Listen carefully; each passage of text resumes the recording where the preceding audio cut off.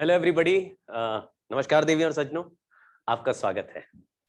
आज हम लोग नया चैप्टर स्टार्ट कर रहे हैं सेमीकंडक्टर। और इस चैप्टर में शुरुआत में जैसे कि मैं आपको हमेशा चैप्टर को 2 से 3 हिस्सों में ब्रेक करता हूं, तो मैं पहले चैप्टर को 2-3 हिस्सों में ब्रेक कर देता हूं। थोड़ा कैमरा एडजस्ट कर लेते हैं।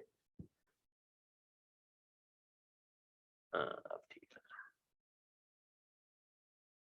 ठीक है, तो इस चैप्टर में जो मेन 2-3 हिस्से हैं उनको मैं देख लेता हूं और फिर प्रायोरिटी के हिसाब से आपको बता भी देता हूं।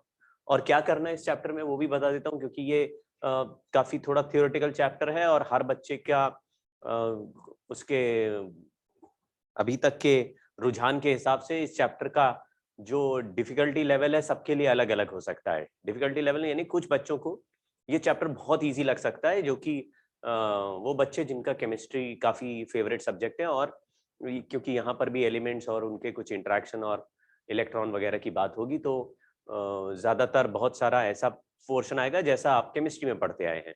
तो आपको कुछ बच्चों को ये चैप्टर बहुत इजी लगेगा, थोड़ा थियोरेटिकल है, तो जिन लोगों को थ्योरी याद करने या समझने में आसानी होती है उनको भी ये आसान लगेगा। लेकिन जो बहुत ही ज्यादा फिजिक्स या मैथमेटिकली घुसे हुए स्टूडेंट्स हैं उनके लिए ये थोड़ा चैलेंजिंग इसलिए होता है क्योंकि फिजिक्स में ज्यादातर चीजें इमेजिन हो जाती हैं, और इमेजिन हो जाने की वजह से वो लोग वो जो चीजें इमेजिन कर पा रहे हैं उसको तो समझ पा रहे हैं, जहां चीजें उनके इमेजिनेशन के बियॉन्ड जाती है वहां पे दिक्कत होती है। तो मेरा काम ये है कि ज्यादा से ज्यादा चीजें इस चैप्टर में आपको इमेजिन करा देना और कोशिश कर देना कि वो आपको दिखने लगे, दिखेंगी तो आप उसको इमेजिन करते हुए आगे बढ़ते चले जाएंगे।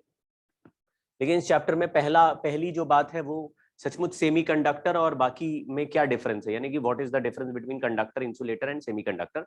तो हम लोग इस चैप्टर में पहले तो ये जैसे एनर्जी बैंड, आज के चैप्टर में मतलब आज के क्लास में मेनली क्या क्या पढ़ेंगे, एनर्जी बैंड्स और सेमीकंडक्टर यानी इंट्रिंसिक एंड एक्सट्रिंसिक सेमीकंडक्टर। लेकिन आज के देख लेते हैं कहां तक हम लोग जा सकते हैं, और उसके बाद हम लोग सीखेंगे इसी में इंट्रिंसिक एक्सट्रिंसिक सेमीकंडक्टर के बाद पीएन जंक्शन डायोड। तो शुरुआत में यानी कि एक पार्ट में तो यही होगा। हालांकि मैं आज अभी चेक कर लेता हूं कि मैं कहां तक पहुंच पाऊंगा। अगर पीएन जंक्शन डायोड तक पहुंच गया विद इन टाइम तो बहुत बढ़िया, नहीं पहुंचे तो हम नेक्स्ट क्लास में इसको करेंगे। और इन सब में यही इंपॉर्टेंट है। कौन सा चीज इंपॉर्टेंट है?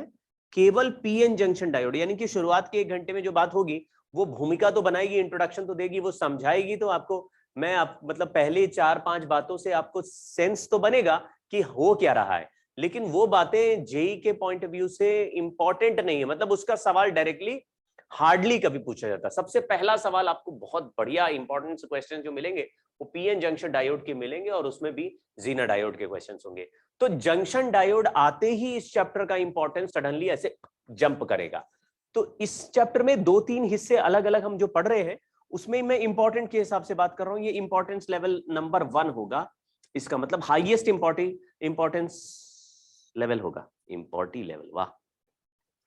तो energy band, intrinsic extrinsic semiconductor पढ़ेंगे, पीएन जंक्शन डायोड पढ़ेंगे। लेकिन उसके बाद हम पढ़ेंगे पीएन जंक्शन डायोड के एप्लीकेशंस, और ये सब करने के बाद आज जैसे जंक्शन डायोड का बेसिक बता दूंगा, फिर एप्लीकेशन वगैरह वहां पे इंपॉर्टेंस बढ़ेगा। फिर ट्रांजिस्टर पढ़ेंगे, और ट्रांजिस्टर और उसके एप्लीकेशंस जैसे इसमें भी बात यही करेंगे, जंक्शन डायोड में भी एप्लीकेशंस पढ़ेंगे, और ट्रांजिस्टर में तीसरी जो हिस्सा है वो हमारा लॉजिक गेट्स है और बुलियन अलजेब्रा है। लॉजिक गेट्स, तो लॉजिक गेट्स जब पढ़ेंगे तो हम उसका अलजेब्रा भी पढ़ेंगे, उसके क्या क्या तरीके होते हैं, किस गेट को क्या कहते हैं, लॉजिक गेट्स पढ़ेंगे। तो वो हमारा तीसरा हिस्सा है और वो भी इंपॉर्टेंस लेवल 2 है। फिर ये इंपॉर्टेंस लेवल 3 है, मतलब सबसे ज्यादा सवाल आपको जीना डायोड, जंक्शन डायोड के मिलेंगे, उसके बाद आपको लॉजिक गेट के मिलेंगे, और उसके बाद आपको ट्रांजिस्टर और एप्लीकेशन के क्वेश्चंस मिलेंगे। तो तीनों पार्ट इंपॉर्टेंट है, लेकिन फर्स्ट में जो इंट्रोडक्शन है वो इंट्रोडक्शन समझने के लिए जरूरी है इस आगे का कहानी, लेकिन उसका डायरेक्ट सवाल बहुत ही कम पूछा गया या हार्डली कभी पूछा गया, और वो भी सवाल इतना लल्लू आता है कि आप तुरंत सॉल्व कर पाएंगे। इस चैप्टर के लिए करना क्या है, एक तो थ्योरी मैंने दी है उसको आपको पढ़ना है, theory always before the class, theory reading. और एनसीईआरटी को आपको कम से कम 4 बार पढ़ना है।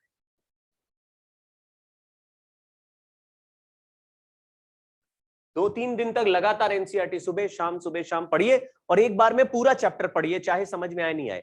लेकिन क्या होता है कि जब हम एनसीईआरटी पढ़ते हैं तो हम शुरुआत में तो एनसीईआरटी बहुत सीरियसली पढ़ रहे होते हैं, एक एक शब्द का मीनिंग बना रहे होते हैं और बहुत ज्यादा एनर्जी लगा रहे होते हैं। और बाद में यानी लेटर आते आते यानी चैप्टर में मतलब 5, 6, 10 पेज के बाद हमारी एनर्जी कम होने लगती है और हम एनसीईआरटी को उस इंटरेस्ट लेवल के साथ नहीं पढ़ते हैं जिस इंटरेस्ट लेवल के साथ आखिरी वाला आगे का चैप्टर चलना चाहिए। तो जो पहला वाला पार्ट है जो ज्यादा इंपॉर्टेंट नहीं है वो तो एनसीईआरटी से पढ़ पढ़ के हम लोग भगोस लेते हैं और उसको खा जाते हैं और उसमें बहुत इमेजिन भी करने लगते हैं, फिर वहां से ज्यादा सेंस बनता नहीं है। फिर जब सेमीकंडक्टर के क्वेश्चंस देखते हैं तो हम देखते हैं कि जेई में जो भी सवाल आए हैं उनमें से तो एक सवाल भी हमसे सॉल्व नहीं हो रहा, तो हम पढ़ क्या रहे हैं, तो फिर हमारा इंटरेस्ट लूज होने लगता है। मैं आपको कहूंगा कि आप पूरा एनसीईआरटी पढ़िए और फास्ट स्पीड में पढ़िए, यानी कि शुरुआत के पेजेस को बहुत जल्दी जल्दी पढ़ो और मिड और एंड वाले पेजेस को स्लोली पढ़ना। पहले पेजेस को जल्दी पढ़ना क्योंकि पहले पेजेस में केवल इंट्रोडक्शन और बहुत सारी ज्ञानबाजी है जो आपको बता रही है कि सेमीकंडक्टर क्या होता है, सेमीकंडक्टर क्या होता है, सेमीकंडक्टर क्या होता है। अरे भाई सीख गए सेमीकंडक्टर क्या होता है, क्या होता है, क्या होता है, मान लीजिए एक आध बार 2, 3, 4 एग्जांपल सीख गए वो, लेकिन इंप्रेस करते जाते हैं, वो बहुत सारी इंफॉर्मेशन देते जाते हैं जिससे कि आपके दिमाग में कोई भी कंफ्यूजन किसी भी ऑब्जेक्ट को लेकर ना रहे। लेकिन एक लिमिट तक सीखने के बाद हमारा मेन काम है सेमीकंडक्टर के एप्लीकेशंस को सीखना, क्योंकि सेमीकंडक्टर मेरे पास है तो मैं सेमीकंडक्टर को चाटूंगा थोड़ी ना, मैं तो उसको यूज करूंगा ना किसी चीज में। तो हम लोग थोड़ी देर तक सेमीकंडक्टर के बारे में पढ़ रहे हैं, इंट्रोडक्शन पढ़ रहे हैं, इसलिए शुरुआत के पार्ट को मैं थोड़ा फास्ट चलूंगा। जैसे जैसे चैप्टर इंपॉर्टेंस लेवल में इंक्रीज होता जाएगा मेरी स्पीड कम होती जाएगी। तो आप ये मत सोचिएगा कि सर ये क्या, ये तो भगा दिया आपने शुरुआत में। जो जिसका जितना इंपॉर्टेंस लेवल है, क्योंकि मुझे जेई के क्वेश्चंस को देखना है, मुझे आपकी सेमीकंडक्टर की प्यार को नहीं समझना है। मतलब ऐसे नहीं सर हमको सेमीकंडक्टर के इंट्रिंसिक नेचर से प्यार है तो हम 10 दिन इंट्रिंसिक नेचर ही पढ़े जा रहे हैं, उससे कोई मतलब नहीं, उसका सवाल ही नहीं आता तो क्यों पढ़ोगे। ठीक है, तो हम लोग इंपॉर्टेंस के हिसाब से चैप्टर में स्पीड इंक्रीज डिक्रीज करेंगे, लेकिन आपको सब कुछ समझ में आना चाहिए। उसके लिए आपको 2-3 बार थ्योरी पढ़ लेनी है और 4-5 बार एनसीईआरटी पढ़ लेनी है। और एनसीईआरटी में फिर से बोल रहा हूं, शुरुआत का पार्ट फास्टर पढ़ना है, मतलब 10-15 मिनट में 8-10 पेज पढ़ लेने हैं और उसके आगे के जो 15-20 पेज है वो धीरे धीरे पढ़ने हैं, एक एक चीज का सेंस बनाते हुए, तो आपको आसानी से आएगा। चलिए स्टार्ट करते हैं। सेमीकंडक्टर डिवाइसेस में कुछ ऐसे आपको डायग्राम मिलेंगे जिसमें जैसे ये जंक्शन डायोड है, ये ट्रांजिस्टर है, इस तरह के सेमीकंडक्टर डिवाइसेस आपने अपने किसी भी इलेक्ट्रॉनिक सर्किट में देखें। अगर नहीं देखे तो आप आज ही अपने टीवी को स्क्रू ड्राइवर से ओपन कर दीजिए और ओपन करके देखेंगे इस तरह का सर्किट बोर्ड में तमाम कुछ ऐसे मशरूम जैसे टुक टुक टुक टुक उगे हुए दिखेंगे, तो तुम कहोगे ये सब क्या है, यही सब सेमीकंडक्टर डिवाइसेस है। अब ये बनती कैसे, इनका काम क्या है, यही इस चैप्टर में हमें देखना है। ऐसे थोड़ी ना लाल पीला कर दिया सर बड़ा सुंदर लग रहा है इसलिए लगाते होंगे, और ऐसा करने से सर्किट की खूबसूरती बढ़ जाती है, बल्ब वल्ब भी चमकते हैं सर, अच्छा लगता है देखने में, इसलिए लगा के हम लोग खूबसूरत सर्किट बना रहे हैं। सर्किट खूबसूरत बनाने का काम नहीं है, ये बहुत ही इंटेलिजेंट डिवाइसेस बनने वाले हैं यहाँ पे। इसमें जो हम लोगों को ध्यान देना है वो सेमीकंडक्टर ये वाले मटेरियल है आपके पीरियोडिक टेबल में, ये जो टेट्रावेलेंट वाले हैं, यानी सिलिकॉन, जर्मेनियम, एसएन, पीबी, ठीक है, यानी टिन और लेड। ये देखो अभी इसमें कुछ नोट नहीं करना है आपको क्योंकि ये पीडीएफ आपको तुरंत मिल जाने वाला, आपको केवल देखते चलना है मैं जो समझाने की कोशिश कर रहा हूं, मैं जो बोल रहा हूं। इसलिए मैं स्लाइड थोड़ा फास्टर चलाऊंगा, जहां इंपॉर्टेंस आ जाएगा वहां पे स्लाइड की स्पीड स्लो कर दूंगा। तो आप मुझ पे भरोसा रखिए, इस वीडियो को आराम आराम से देखिए, बिल्कुल किसी भी उसको माइंडसेट फिक्स मत बनाइएगा कि ये आसान है ये डिफिकल्ट है, हर चीज आपको समझ में आ जाएगी। तो सेमीकंडक्टर और बाकी इंसुलेटर मेटल में डिफरेंस क्या है, वो उसकी कंडक्टिविटी को लेके आपको बिल्कुल आइडिया है कि सेमी और कंडक्टर, नाम ही ऐसा रखा है, इसका मतलब कंडक्टर से कम होगा और इंसुलेटर से ज्यादा होगा, है ना। जैसे सेमी कंडक्टर एक्स्ट्रा इंसुलेटर ऐसा कुछ बोलते, तो हम लोग समझ गए कि सेमीकंडक्टर में देखो इंसुलेटर जो रेंज है वो यहां तक जा रही है, यानी कि 10⁻⁻⁶ तक जा रही है, मेनली 10⁻⁻⁴ के अराउंड, यानी कि -2 से -6 या इधर से 10⁻1 से लेकर 10⁻⁻6 के बीच में हमको जो दिख रहे ऑब्जेक्ट उनको हम सेमीकंडक्टर बोल रहे हैं, और 10⁻⁻⁶ से पीछे यानी कि उससे छोटे कंडक्टिविटी के मटेरियल्स को हम mho पर सेंटीमीटर है, ये उससे छोटे वाले 10⁻⁻⁶ से छोटे वाले। लेकिन इतना कोई क्लियर कट आप डेफिनेशन मत बनाइएगा, हालांकि ये बेसिक डेफिनेशन यही है कि इस लेवल से छोटे में इतना कम कंडक्टिविटी हो गया है कि इवन इफ आप बड़ी से बड़ी बैटरी लगाएंगे तो भी करंट फ्लो नहीं होगा। सेमीकंडक्टर में करंट फ्लो होता है लेकिन बहुत ही कम होता है, और वो भी बड़ी बैटरी लगाने में थोड़ा करंट फ्लो होता है। इंसुलेटर में बिल्कुल ही नहीं होता, इतना कम हो गया कि नहीं हो रहा है करंट फ्लो। और ये जो कंडक्टर्स हैं उनमें या मेटल्स जो हैं उनमें करंट फ्लो आसानी से होता है, और बैटरी लगाते ही करंट फ्लो होता है। यहाँ पे बैटरी लगाने पर भी बैटरी की ताकत यानी बैटरी की औकात थोड़ी होनी चाहिए, धक्का देने लायक, तभी करंट फ्लो होगा। बहुत ही लल्लू छाप बैटरी लगाई तो नहीं करंट फ्लो करता। और इसमें भयंकर से भयंकर बैटरी भी लगाओगे, तुम बोलोगे एकदम बैटरी का शहंशाह उठा के लगा दिया हमने, बैटरी के दुनिया का राजा, तो भी करंट फ्लो नहीं करा पाएगा। क्यों नहीं करा पाएगा, क्यों करा पाएगा, यही आगे सीखने वाली बात है। तो एक थोड़ा रेंज पकड़ के रखना। इस डायग्राम से आपको पता चल रहा है 10⁻² से 10⁻⁻�6 तक सेमीकंडक्टर है, 10⁻² से आगे यानी बड़े वैल्यूज कंडक्टर है, और 10⁻⁻⁶ से छोटे। तो मेनली आपको ऐसे दे दिया 10⁻⁹ है तो तुम इंसुलेटर बोल दोगे, -3 है तो तुम सेमीकंडक्टर बोल दोगे, और +2 है या +1 है तो आप, या +3 +4 है, 10⁵ है, 10⁶ है तो आप मेटल्स या कंडक्टर बोल देंगे।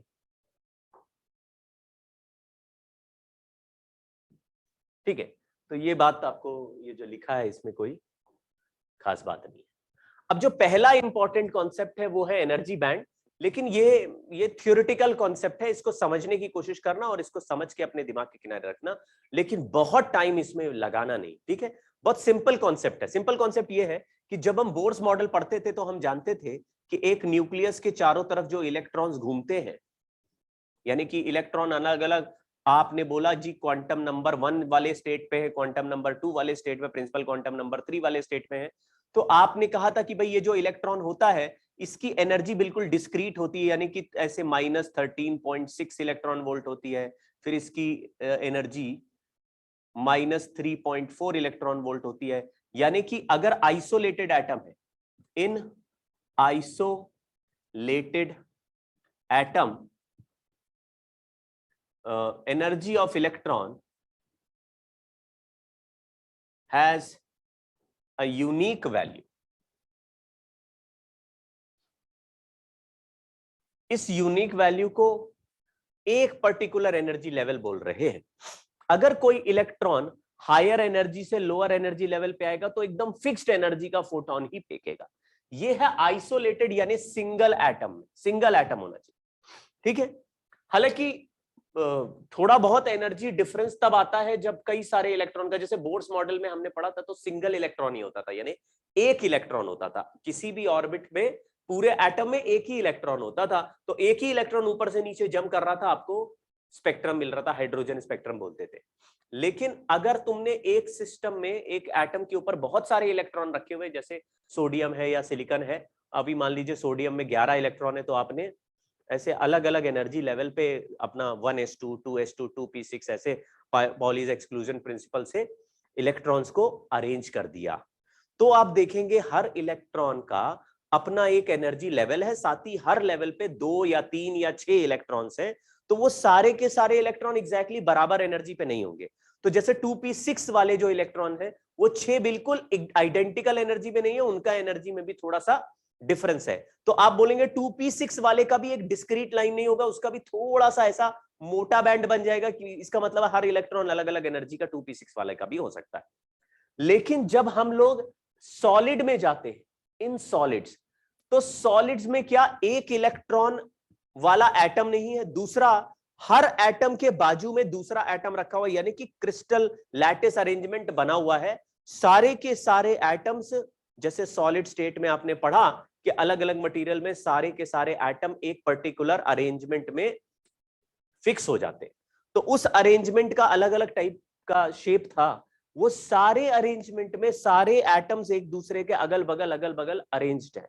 वो अरेंजमेंट होने की वजह से एक एटम का इलेक्ट्रॉन दूसरे एटम के इलेक्ट्रॉन से भी या दूसरे एटम के न्यूक्लियस से भी इंटरैक्ट करने लगता है। सोचिए यहां पे कोई न्यूक्लियस है जिसका ये 1s2 वाला है, ये 2s2 2p6 है, ये 3s2 वाला है, ऐसे अलग अलग एनर्जी स्टेट वाले इलेक्ट्रॉन बने हुए। ये न्यूक्लियस है, यहाँ पे 1 2 3 ऐसे अलग अलग एनर्जी स्टेट है। यहां पर भी एक एटम है, उसमें भी 1s2 है, 2s2 है और 2p6 है, फिर वो 3s2 ऐसे। तो आप देखेंगे जो आउटर स्टेट वाले यानी बाहर बाहर वाले इलेक्ट्रॉन्स हैं वो अपनी न्यूक्लियस की पोटेंशियल एनर्जी या न्यूक्लियस के अट्रैक्शन से भी इंटरैक्ट कर रहे होंगे, लेकिन बाजू वाले एटम का न्यूक्लियस भी उनके ऊपर इलेक्ट्रिक फील्ड फेंकने लगेगा। ये न्यूक्लियस का इलेक्ट्रिक फील्ड भी चारों तरफ है, इस न्यूक्लियस का इलेक्ट्रिक फील्ड भी चारों तरफ है, इस न्यूक्लियस से भी इंटरैक्ट कर रहे हैं ये। और क्योंकि सारे एटम्स एक साथ अरेंज्ड हैं तो कोई भी इलेक्ट्रॉन जो जैसे ये जो इलेक्ट्रॉन होगा जो सबसे लोअर एनर्जी स्टेट में बैठा होगा 1s2 वाला, वो उसका ज्यादा इंटरेक्शन अपने न्यूक्लियस से होगा और दूसरे अगल बगल के न्यूक्लियस से उसका इंटरेक्शन रिलेटिवली कम होगा। तो ये तो फिर भी अपने पुराने एनर्जी लेवल तक रह सकता है, तो यहां पे उतना वेरिएशन नहीं मिलेगा। लेकिन जैसे जैसे हायर स्टेट पे जाओगे तो ये सबके एक जैसे इंटरेक्शन दिखने लगे। देखो यहां से भी डिस्टेंस और यहां से डिस्टेंस ऑलमोस्ट एक जैसा दिखने लगा मान लीजिए, तो तुम कहोगे यार ये जो इलेक्ट्रॉन है ये जब अपने ऑर्बिट में चल रहा होगा तो अपने इंटरेक्शन अपने इलेक्ट्रिक फील्ड में तो होगा ही, अगल बगल के इलेक्ट्रिक फील्ड में भी होगा। ऐसे होने से इसका एनर्जी कोई फिक्स्ड एनर्जी नहीं रह सकता। अब ये पुराने वाले आइसोलेटेड एटम के एनर्जी पे नहीं रहता, ये क्या करता है दूसरे इंटरेक्शन के साथ इसकी एनर्जी में थोड़ा सा बदलाव आ जाता है। मान लीजिए मैं आपको एक एग्जांपल दूं कि यहां पे मौजूद सिंगल एटम के इलेक्ट्रॉन की एनर्जी -50 इलेक्ट्रॉन वोल्ट हुआ करती थी, लेकिन वो अकेला इलेक्ट्रॉन है तो ये चलता रहेगा, इसका -50 रहेगा। बट जब ये इलेक्ट्रॉन और इसके जैसे एक दो इलेक्ट्रॉन और है इस ऑर्बिट में, ठीक है, तो ये जब इलेक्ट्रॉन सारे के सारे होंगे तो सबकी पोजीशन इस बगल वाले एटम्स के रिलेटिव अलग अलग होगी। तो ये वाला इलेक्ट्रॉन हो सकता -51 इलेक्ट्रॉन वोल्ट पे आ जाए, ये वाला -49 इलेक्ट्रॉन वोल्ट पे आ जाए, ये वाला -49.5 इलेक्ट्रॉन वोल्ट पे आ जाए, ये वाला -50.1 50.5 इलेक्ट्रॉन वोल्ट पे आ जाए, ये -50.9 इलेक्ट्रॉन वोल्ट पे आ जाए। सबकी एनर्जी अलग है। तो आप कहेंगे पहले जो एनर्जी लेवल -50.0 इलेक्ट्रॉन वोल्ट का होता था, अब उस एनर्जी लेवल से थोड़ा नीचे कुछ एनर्जी लेवल मिल रहे हैं और थोड़ा ऊपर भी कुछ एनर्जी लेवल मिल रहे हैं, यानी कि 50 वाला एक डिस्क्रीट लेवल होने के बजाय आपको एक मोटा बैंड मिलेगा और आप कहेंगे इस एक ऑर्बिट के इलेक्ट्रॉन्स का पॉसिबल एनर्जी एक बैंड में कहीं भी लाई कर सकता है। जैसे इस बैंड का वैल्यू मैंने बोल दिया 49.5 से 51 इलेक्ट्रॉन वोल्ट के बीच में कुछ भी एनर्जी आ रहा है, सबका अलग अलग आ रहा है। तो आप कहेंगे कि भाई ये तो एनर्जी बैंड, ये तो 5-6 लेवल बनाए। अगर बहुत सारे जैसे इस एटम के इलेक्ट्रॉन का बनाया, अब इस एटम के इलेक्ट्रॉन का भी -50 हुआ करता था, लेकिन अब वो भी थोड़ा थोड़ा बदल जाएगा, उसके बगल वाले उसके बगल वाले उसके बगल वाले, यानी एक ही लेवल के हर एटम के इलेक्ट्रॉन में थोड़ा सा वेरिएशन आ जाएगा। तो उन वेरिएशन के करस्पॉन्डिंग कोई ना कोई इलेक्ट्रॉन उस सारे लेवल पे सबसे कम एनर्जी का होगा, कोई सबसे ज्यादा एनर्जी का होगा। कम से ज्यादा के बीच में लगातार आपको हर तरह की एनर्जी के इलेक्ट्रॉन मिलेंगे, क्योंकि लाखों करोड़ों इलेक्ट्रॉन है और इस एनर्जी के बीच में सबकी अलग अलग अलग अलग पॉसिबल एनर्जी आ सकती है।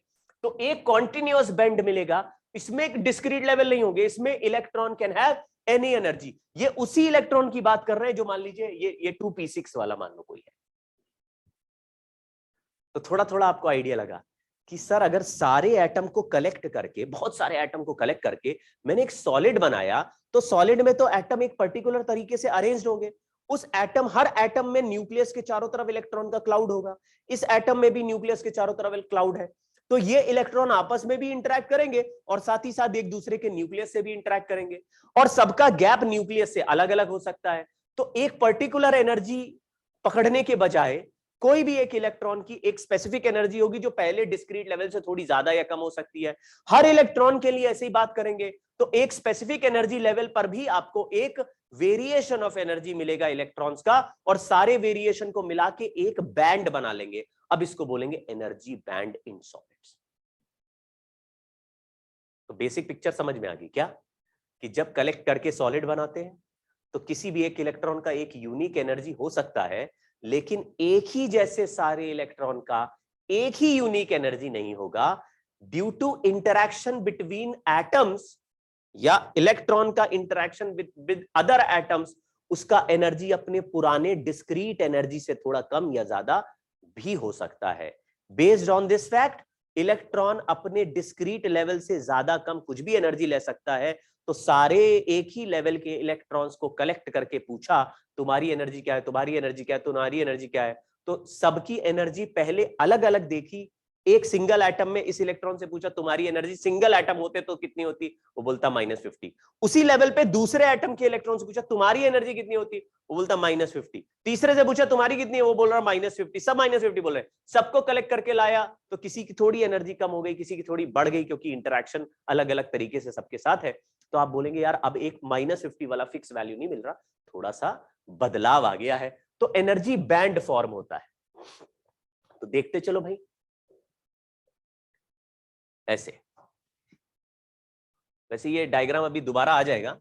तो पहले क्या होता था, एनर्जी बैंड, यानी n इज इक्वल टू 1 है, इसकी एनर्जी E1 है, n इज इक्वल टू 2 है, इसकी एनर्जी E2 है, n इज इक्वल टू 3 है, इसकी एनर्जी E3 है। लेकिन अब जब देखेंगे कलेक्शन ऑफ एटम्स के साथ, तो आपको E इज इक्वल टू 1 पे ये एक एनर्जी बैंड मिलेगा। अब यहां पे ये जो एनर्जी बैंड है, इसका खुद का एनर्जी का एक पूरा बैंड चल रहा है, यानी एक सारे इलेक्ट्रॉन का सिंगल एनर्जी नहीं है, यहां पे अलग अलग इलेक्ट्रॉन का एनर्जी अलग अलग होगा। तो E1 से E2 तक एक ही बैंड चल रहा है, मतलब ये जो भी है एक डेल्टा E1 का एक अलग बैंड चल रहा है। हालांकि ये इसको मैं n इज इक्वल टू 1 बोल रहा हूं, लेकिन सिंगल एनर्जी नहीं है। ऐसे ही n इज इक्वल टू 2 का भी ऐसा बैंड है। ऐसे ही n इज इक्वल टू 3 में जो इलेक्ट्रॉन है उनका भी एक एनर्जी बैंड है। तो ये E1 E2 E3 अब नहीं होके एक पूरा बैंड की तरह थिकनेस चल रही है। इस तरह के एनर्जी बैंड्स आपको सॉलिड में मिलेंगे, और इस तरह का एनर्जी डिस्ट्रीब्यूशन आपको सिंगल आइसोलेटेड एटम में मिलेगा। सिंगल एटम है तब। ठीक है जी। नेक्स्ट में हम दो तरह के बैंड्स की बात करेंगे। एक है वैलेंस बैंड। अगर मैं एनर्जी डिफरेंस देखूं तो highest occupied energy band is called valence band. Valence band में most electrons remain bound to the atom in this band. इसका मीनिंग समझना, अभी अभी मैंने मान लीजिए आपको बोला कुछ electron n is equal to 1 पे रहते हैं, कुछ electron n is equal to 2 पे रहते हैं, कुछ electron n is equal to 3 पे रहते हैं, तो और 4 पे कोई नहीं रहते, मतलब इससे ऊपर कोई इलेक्ट्रॉन नहीं रहते। तो जितना energy level completely filled with electron है, हाईएस्ट एनर्जी, उसको हम वैलेंस बैंड कह रहे हैं। मैं आपको बहुत ही क्लियर एग्जांपल दूंगा, अगर एनसीईआरटी पढ़ के आए हैं तो आप एग्जांपल से सहमत भी होंगे। ये वैलेंस बैंड ऐसा नहीं होता कि आपने बोला सर मैंने देखा था कि 1s2 2s2 2p6 और 3s1 है, सोडियम लिया 1s2 2s2 2p6 और 3s1, तो मतलब 3 तक हो गया, 3s1 हो गया, तो वो वहां तक हो गया वैलेंस बैंड, तो थर्ड ऑर्बिट है वैलेंस बैंड।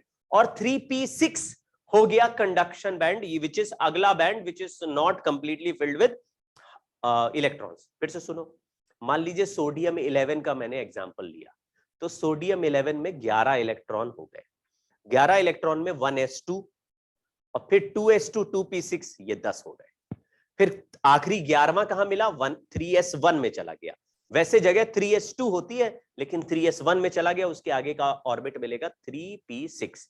तो आपने बोला 3s वाला जो लेवल है वो हो गया वैलेंस बैंड, और जो आखिरी इलेक्ट्रॉन जिस लेवल पे है वो हो गया वैलेंस बैंड। देखो लिखा हुआ है highest occupied energy band is called valence band. लेकिन आपको यहां पे एक मिसकंसेप्शन हटाना है जो कई बच्चों में होता है, कि जो आखिरी हाईएस्ट एनर्जी लेवल है, जैसे इसमें 3s1 था, हाईएस्ट एनर्जी लेवल कंप्लीटली और partially filled with electron is called valence band. नहीं, ऐसा नहीं है, it is completely filled with electron is called valence band. अब आप मेन कहानी समझना, असली क्या कहानी है। जो हमने लिखा 3s1, तो असली जगह थी 3s2, वो पार्शियली फिल्ड है, 3s2 पार्शियली फिल्ड है, मतलब 3s1 आधा शेल फिल्ड है और आधा खाली। आपको पता है 3s2 जगह है 3s2 तक की, लेकिन इलेक्ट्रॉन 11 थे तो भरा है 3s1। तो ये जो सबका 3s1 है, जो भरा वाला स्पेस है, इमेजिन करो हर एटम का भरा वाला स्पेस टूट जाए और यही जो सब शेल था ये कड़क टूट के दो पार्ट में ब्रेक हो जाए। इसका जो भरा वाला पार्ट है वो सारे एटम आपस में अपना अपना भरा वाला पार्ट जोड़ देंगे। फिर से बोलता हूं, वैसे जगह 3s2 थी, मतलब एक ऐसा अपार्टमेंट है जिसमें 2 रूम हैं और उसमें तुम 2 रूम को 2 अलग अलग लड़कों को रेंट पे देना चाहते हो, लेकिन एक ही लड़का रेंट के लिए आया कि भाई हमको रूम चाहिए, तो तुमने अपने अपार्टमेंट में क्या कर दिया, एक रूम रेंट आउट कर दिया। एक रूम रेंट आउट है तो वो भर गया और दूसरा रूम खाली है। जो रूम भर गया केवल उतना ही रूम वैलेंस बैंड है, ये पूरा अपार्टमेंट वैलेंस बैंड नहीं है, केवल जो भरा वाला है। तो हर एटम का भरा वाला रूम को मिला के, भरे वाले रूम को मिला के एक एनर्जी बैंड बना लिया। 3s1 3s1 3s1 3s1 सबके 3s1 मिलके एक एनर्जी बैंड बन जाएंगे। इसका मतलब है अगर पार्शियली फील्ड एटम हुआ तो उसका जो फील्ड वाली जगह है उसका एक अलग बैंड बन जाएगा और जो खाली वाली जगह है उसका एक खाली बैंड बन जाएगा और उस खाली बैंड का नाम हम रखेंगे कंडक्शन बैंड। आपको क्लियरली ये बात समझ में आ गई होगी कि कभी ये ना सोचना कि जो हाईएस्ट एनर्जी भरा हुआ है वो वैलेंस बैंड हो गया, उसके ऊपर जो खाली है वो कंडक्शन बैंड हो गया। ऐसा नहीं है, जो हाईएस्ट एनर्जी भरा हुआ पार्शियल होगा तो भी वो 2 पार्ट में ब्रेक हो जाएगा। पार्शियली ऑक्यूपाइड वाले शेल्स में, सब शेल्स में जो भरी हुई जगह है वो भरी हुई जगह कंडक्शन वैलेंस बैंड और जो खाली उसी शेल की खाली जगह है वो कंडक्शन बैंड हो जाएगी। और इसी हिसाब से ज्यादातर एटम्स में आपको कंडक्शन और कंडक्टिविटी में डिफरेंस दिखाई देगा। देखिए, तो कंडक्शन बैंड क्या है? कंडक्शन बैंड है वो एनर्जी बैंड जो पार्शियली, मतलब पार्शियल भरा हुआ था, जनरली एम्प्टी था। तो conduction band is the band of orbital that has high in energy and are generally empty. Generally empty लिखने का एक मीनिंग है, वो भी अभी मैं सिखाता हूं, लेकिन आपको समझ में आ गया कि अगर कोई पार्शियली फील्ड है, देखो अगर कंप्लीटली फील्ड है, जैसे हमने बोला n इज इक्वल टू 12 वाला एटम ले लेते हैं, तो n इज मतलब इलेक्ट्रॉन का नंबर 12 वाला ले लेते हैं, यानी एटॉमिक नंबर 12 वाला एटम ले लो। तो 12 वाला यानी कार्बन, नहीं कार्बन का तो 6 होता है, कार्बन 12 वाला ले लिया, मुझे याद नहीं आ रहा।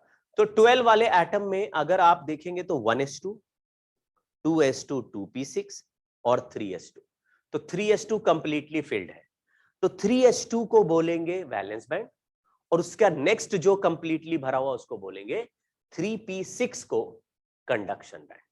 लेकिन अगर पार्शियली भरा है तो पार्शियल वाले को बोलेंगे, जो ऑक्यूपाइड जगह है उसको बोलेंगे वैलेंस बैंड और उस पार्शियल में ही खाली जगह को बोलेंगे कंडक्शन बैंड। इस बात को आप क्लियरली समझ लीजिए, मामला बहुत सिंपल है। चलिए, the conduction band is the band of orbitals that has high in energy and are generally empty. चलिए, it is the band that accepts electron from the valence band। ये आपको अभी क्लियर हो जाएगा कि कहां से इलेक्ट्रॉन आएंगे, क्यों आएंगे, क्या होगा। चलिए, तीसरी बात है, एक तो हो गया वैलेंस बैंड, एक हो गया कंडक्शन बैंड।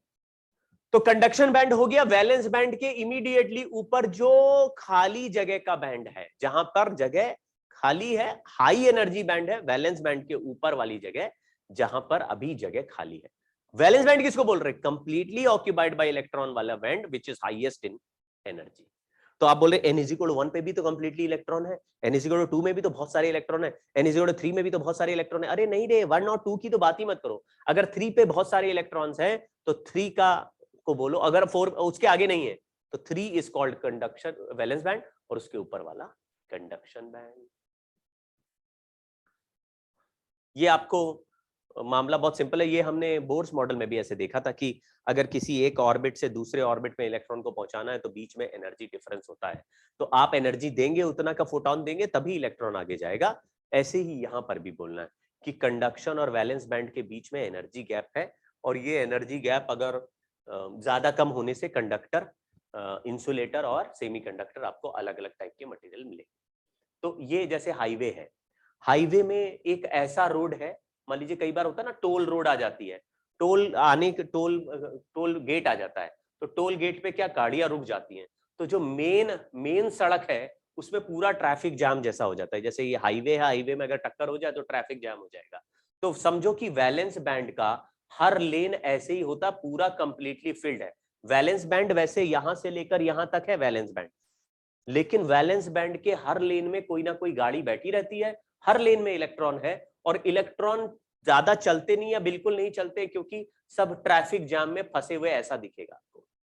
यहां पे एक ऐसी सड़क है जो पूरी खाली है, देख रहे हैं, पूरी खाली है, इसको बोलते हैं कंडक्शन बैंड। पूरी खाली सड़क है, ये पूरी भरी सड़क है, ये वैलेंस बैंड हो गया। ये पूरी खाली सड़क है, जस्ट नहीं सर इसमें एक कार है, हाँ, तो ये कार ऐसी है जो बीच में जो गैप है उसको क्रॉस करके यहां चली गई है। तो यहाँ पे ये जो गैप है, ये जो बीच में डिवाइडर बना है, ये गैप को बोलते हैं energy gap, forbidden energy gap.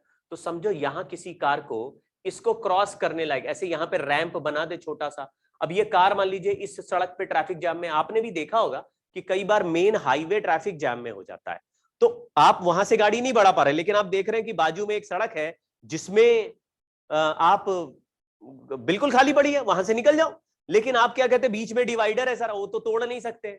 तो क्या करा आपने, थोड़ा थोड़ा कार का एडजस्टमेंट किया और देखा हाँ डिवाइडर में थोड़ा सा रैंप कहीं दिख रहा था, बस वहीं से डिवाइडर पे चढ़ा के दूसरी साइड उतार दी। थोड़ा बहुत घटर पटर हुआ, लेकिन अगर डिवाइडर क्रॉस करने लायक दम नहीं है या डिवाइडर ज्यादा ऊंचा है तो क्या करोगे, जबरदस्ती थोड़े ना घुस जाओगे, तो फिर कहाँ रहोगे, अपनी लेन में बैठे गाली देते रहोगे, अबे यार ये क्या हो रहा है यार, मजा नहीं आ रहा है यार, ये क्या है यार, ये ट्रैफिक जाम कहां से हो गया, अरे सामने देखो ना कौन है, ये बैलगाड़ी कहां से घुसा दिया। ये सब गाली देते हुए आप चलते रहेंगे, लेकिन अपने लेन में बैठे रहेंगे। स्लो चल रहा है ट्रैफिक या बिल्कुल नहीं चल रहा, बगल का रोड खाली है, उससे सटासट लोग निकल जा रहे हैं, लेकिन उनके पास सफिशिएंट एनर्जी है या उनके लिए बैंड गैप कम है। तो जिस सिचुएशन में बैंड गैप कम होगा वहां से आसानी से कंडक्शन बैलेंस बैंड से कंडक्शन बैंड में जा सकते हो। अगर चले गए तो आराम से ट्रैवल कर सकते हो। अगर सोचिए यहाँ की 10 कार यहाँ चली जाए तो यहाँ पर भी तो जगह बन जाएगी रिलेटिवली, तो आप यहां भी देखेंगे अरे सर यहाँ भी थोड़ा थोड़ा मूवमेंट होने लगा और यहाँ की कार्स इधर भी जा रही है, तो आपको खेल समझ में आ रहा है कि वैसे समझ लो वैलेंस बैंड पूरा भरा रहता है, ट्रैफिक जैम रहता है, और कंडक्शन बैंड पूरा खाली रहता है। अगर बीच के डिवाइडर में जगह कम है, डिवाइडर बहुत ऊंचा है, तो यहां से कोई इलेक्ट्रॉन इधर नहीं जा सकता, इसको बोलते हैं इंसुलेटर। लेकिन बीच का जो पूरा बैलेंस बैंड भरा हुआ था और यहाँ पे थोड़ा सा एनर्जी गैप है, तो यहां से थोड़ा रैंप मिल जाए तो कार जा सकती है। या आप देखते हैं कभी कभी कि एसयूवी तो चली जाती है, लैम्बोर्गिनी टाइप की कार्स नहीं जाती, स्पोर्ट्स कार नहीं जा सकती हैं, लेकिन अगर कोई एसयूवी है या मॉन्स्टर ट्रक है या बड़े बड़े ट्रक है, वो तो कूद के निकल लेते हैं। तो आप कहेंगे भाई वो तो डिपेंड करता है कि ये डिवाइडर कैसा है ना, तो कुछ इलेक्ट्रॉन जा पा रहे हैं, कुछ इलेक्ट्रॉन नहीं जा पा रहे, और कुछ केस में ऐसा होगा कि एक भी सारे इलेक्ट्रॉन आराम से चले जाएंगे, क्योंकि ये लेवल ग्राउंड है, आपको दोनों सड़कें अलग जरूर है लेकिन इसके बीच में कोई डिवाइडर ही नहीं बना, तो कोई भी कार इधर जा सकती है, कोई भी इधर जा सकती है। तो वहां से ही देखा इलेक्ट्रॉन ने, वहां से कार ने देखा आगे थोड़ा सा ट्रैफिक जाम लग रहा है या स्पीड स्लो लग रही है, खटाक से यहीं से वो सर्विलेन में लेके निकल लेगा। तो आप बोलेंगे ये तो कंडक्टर हो गया, कंडक्टर के पास दोनों पॉसिबिलिटी, अपने अपने लेन में चले नहीं तो कंडक्शन बैंड में चले। तो इस तरह का पिक्चर आपको समझना है, ये वैलेंस बैंड है, ये वाला रोड कंडक्शन बैंड है, और बीच में जो डिवाइडर है वो बैंड गैप है। तो इस तरह का अगर इमेजिनेशन रखेंगे तो आपको अभी आने वाले पिक्चर आराम से समझ में आते रहेंगे। चलिए यहां पे वही है, ये तीनों चीजें आपको इस फोटो से ही समझ में आ रही होंगी। क्या है फोटो, फोटो ये कह रहा है कि मेटल्स जो होते हैं जिनको कंडक्टर हम कहते हैं, उसमें ये जो कंडक्शन बैंड है और वैलेंस बैंड है ये ओवरलैपिंग होता है, यानी पार्शियली ओवरलैपिंग होता है, कंप्लीटली।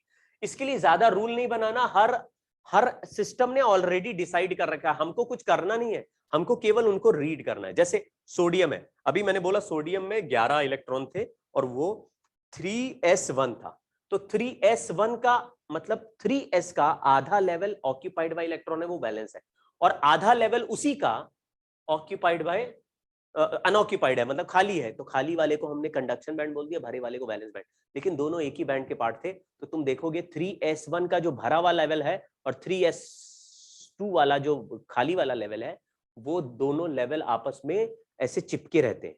चिपके मतलब ऐसे दिखेंगे आपको, ये 3s1 वाला लेवल है और ये 3s2 वाला लेवल है, मतलब ये कंडक्शन बैंड है और ये वैलेंस बैंड है। तो यहां पे ऐसे बिल्कुल बस आपस में सटे हुए हैं, there is no energy difference. तो वैलेंस बैंड का कोई भी इलेक्ट्रॉन है, जरा भी एनर्जी लेगा, यानी नेग्लिजिबल एनर्जी भी उसको कहीं से मिल गई, तो वो कंडक्शन बैंड में चला जाएगा।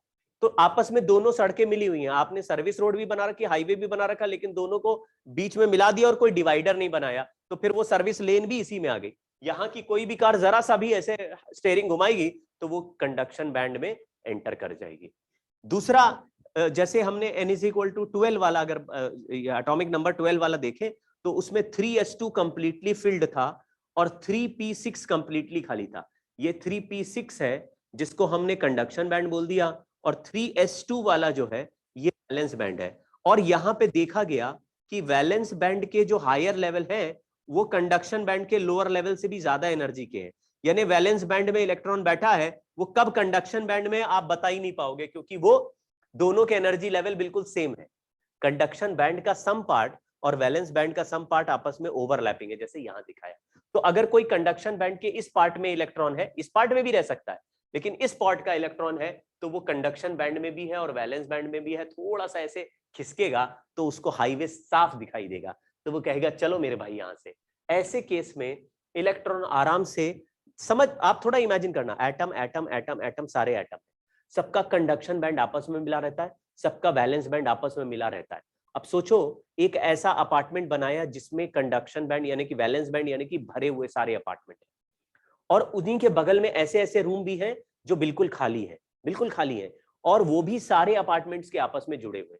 तो या जैसे होते नहीं हमारे, जैसे पुरानी कॉलोनीज होती है, या जैसे आप किसी स्ट्रक्चर्ड कॉलोनी में रहते हो, तो आप देखेंगे घर के बगल में घर ऐसे होता है, और कई बार ऐसे होता है कि घरों की छतें भी आपस में जुड़ी रहती है। तो मान लीजिए आप अपने घर की छत पे एक छोटा रूम है, वो आपके पापा ने आपको दे दिया, तो आप जैसे ही अपना रूम खोलते हैं अपनी छत पे आ जाते हैं। लेकिन हर घर की छत जुड़ी हुई है, तो आप अपनी छत पे खड़े हो, या थोड़ा सा लेफ्ट में चले जाएं तो दूसरे घर की छत में खड़े हो, थोड़ा सा राइट में चले जाएं इस घर की छत में खड़े हो, क्योंकि बीच में कोई दीवारें या बाउंड्री नहीं बनी, तो आप किसी अपने अगल बगल की छतों पे भी आराम से टहल सकते हो। सोचो कि कंडक्शन बैंड का इलेक्ट्रॉन ऐसे ही होता है, कंडक्शन बैंड जुड़ा रहता है, लेकिन अंदर जो फर्स्ट फ्लोर पे रहेगा वो दीवार तोड़ के घर के फर्स्ट फ्लोर पे, या जो ग्राउंड फ्लोर पे रहता है वो दीवार तोड़ के ग्राउंड फ्लोर पे थोड़ी ना चला जाएगा दूसरे घर के। क्यों? क्योंकि बीच में दीवार लगी है, तो नीचे में पूरा कंप्लीटली फिल्ड रहता है, वहां से शिफ्ट करना अलाउड नहीं है। लेकिन कंडक्शन बैंड सारा जुड़ा होता है और वहां पे एनर्जी गैप भी नहीं होता, तो सब आराम से एक दूसरे में ट्रैवल कर सकते हैं। तो सोचिए जरा, एक ऐसा एनर्जी लेवल है जिसमें सब जगह इलेक्ट्रॉन भरे हुए हैं और वो खिसक नहीं सकते, लेकिन एक दो इलेक्ट्रॉन कंडक्शन बैंड में चले गए और कंडक्शन बैंड पूरा खाली है और सबका जुड़ा हुआ है कंडक्शन बैंड। इस एटम का कंडक्शन बैंड, इसका सबका कंडक्शन बैंड जुड़ के एक बैंड बन गया, एक खाली टनल बन गई। तो कोई इलेक्ट्रॉन अगर कंडक्शन बैंड में चला गया तो वो अपने एटम के ऊपर रहे या बगल वाले एटम के ऊपर रहे या बगल वाले एटम के ऊपर रहे, इससे फर्क नहीं पड़ेगा, वो आराम से रैंडमली कहीं भी घूम सकता है। तो मेटल में जिसको हम फ्री इलेक्ट्रॉन्स कहते हैं, वो इलेक्ट्रॉन्स एटम छोड़ के बाहर नहीं गए, वो एटम इंटर एटॉमिक स्पेस में घूम रहे हैं, और इसी कंडक्शन बैंड को ही इंटर एटॉमिक स्पेस कहते हैं। मतलब समझ लो कि टनल से सारे एटम आपस में जुड़े हैं, अगर कोई इलेक्ट्रॉन इसमें गया तो टनल में कहीं भी रैंडमली घूम सकता है, और बहुत सारी टनल है, इंटरकनेक्टेड है, तो इलेक्ट्रॉन ऐसे रैंडमली किसी भी टनल में घूम रहे हैं। कुछ इलेक्ट्रॉन्स जो कंडक्शन बैंड में पहुंच गए वैलेंस बैंड के, कुछ ऐसे भी होंगे जो नहीं पहुंच रहे, तो कुछ पहुंच रहे। अगर ज्यादा ओवरलैपिंग होगा तो ज्यादा फ्री इलेक्ट्रॉन्स मिलेंगे। आपको ये बड़ा लॉजिकल भी लगेगा कि यार कंडक्टर में बिल्कुल एनर्जी गैप नहीं है, सेमीकंडक्टर में थोड़ा है और इंसुलेटर में थोड़ा ज्यादा है। कितना कितना है वो आगे लिखा होगा, वो मैं अभी आपको दिखाता हूं। ये तो इंट्रिंसिक है। ये जो सेमीकंडक्टर है मैं खुद ही बता देता हूं इसमें क्या। इसमें ये जो फॉरबिडन एनर्जी गैप है, यानी कि वैलेंस बैंड से कंडक्शन बैंड पहुंचाने का जो एनर्जी गैप है, वो डेल्टा ई जी का value less than 3 electron volt, और यहां पे जो बैंड गैप है डेल्टा ई जी वो ग्रेटर देन 3 इलेक्ट्रॉन वोल्ट। ठीक है ना? जैसे कि अगर आपने सिलिकॉन वाला सेमीकंडक्टर देखा तो उसका 0.7 इलेक्ट्रॉन वोल्ट आएगा, और डेल्टा ई जी इसका 0.3 आएगा और दूसरे का 0.7। चेक करो।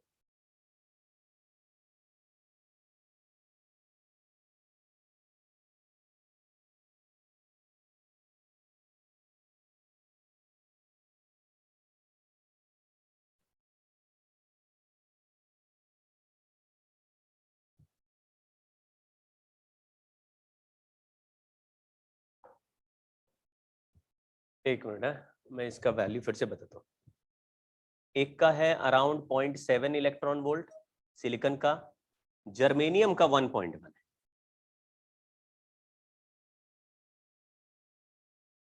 यानी 3 इलेक्ट्रॉन वोल्ट से कम ही गैप रहेगा। अलग अलग सब्सटेंस के लिए अलग अलग सेमीकंडक्टर की अलग अलग रहेगा। अब थोड़ा सेमीकंडक्टर को समझ लेते हैं, कितने तरह के होते हैं, क्या होते हैं। मैं आपको फिर से बता देता हूं। एक वैलेंस बैंड है जिसमें इलेक्ट्रॉन भरे हुए, कूट कूट के भरे हुए, सारे कमरे भरे हुए। उसमें इलेक्ट्रॉन चाहे भी तो बाजू के रूम में नहीं जा सकता, क्योंकि बाजू के रूम में तो पहले ही कोई रहता है। कुछ समझे क्या? मान लीजिए आपने अपना अपार्टमेंट किराए पे दे दिया। अब उस अपार्टमेंट में 5 रूम है, उस 5 रूम में 5 लड़के रहते हैं। तुम गए यार किसी दिन, तुमने जैसे गए तो एक लड़के का कमरा पहले आता, उसके बाजू में 5 कमरे और आते हैं। तो तुम पहले कमरे में घुसे, तुमने देखा यार बड़ी गंदगी है, तुमने बोला यार यार ये यहाँ पे गंदगी सामने फैला दी यार, कहीं और फैलाओ। तो वो उस लड़के ने बाजू वाले रूम में देखा कहाँ फैलाएं, तो बाजू वाला रूम भी उतना ही गंदगी फैला हुआ है और ये वाला रूम भी उतना ही, तो कहाँ फैलाए? समझ गए क्या? जब सारे कमरे बराबर भरे हुए हैं तो वो अपनी गंदगी अपने ही रूम में फैलाएगा, दूसरा वाला अपनी फैलाएगा, दूसरा तीसरा वाला अपनी फैलाएगा। तो वो अपनी गंदगी दूसरे कमरे में कैसे डाले? वो तो पहले ही फैला हुआ है। तो आपको थोड़ा आइडिया लग गया, अगर सारे कमरे भरे हुए हैं तो ऐसा ही होगा। लेकिन अगर कोई कमरा खाली है और तुम घुसे, तुमने बोला यार ये क्या गंदगी फैला रखी है, तो वो देखेगा अरे ये कमरा खाली है, तो अपनी गंदगी समेट के उसी कमरे में फैला देगा। तो मतलब उसको शिफ्ट करने की जगह है। लेकिन वैलेंस बैंड में कोई जगह नहीं होती, सारे भरे रहते हैं।